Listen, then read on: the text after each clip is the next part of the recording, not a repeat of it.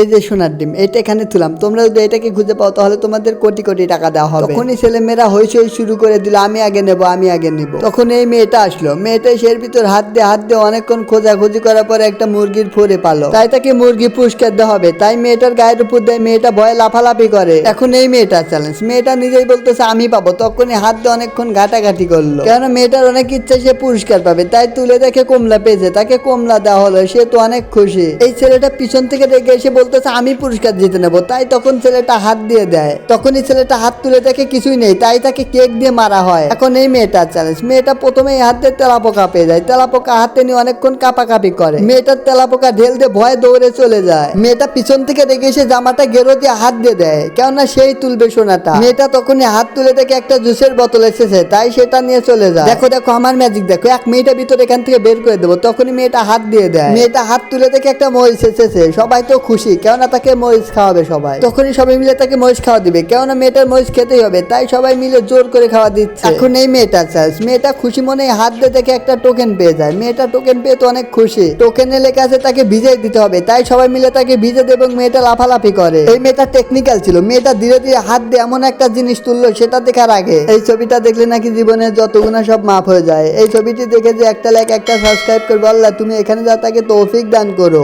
মেয়েটা হাতটা তুলে দেখে সোনা উঠেছে, সবাই দেখে তো অবাক হয়ে যায় এবং সবাই লাফতে থাকে এবং পিছন থেকে একটা মেয়ে এসে তাকে ধাক্কা দিয়ে দেয়।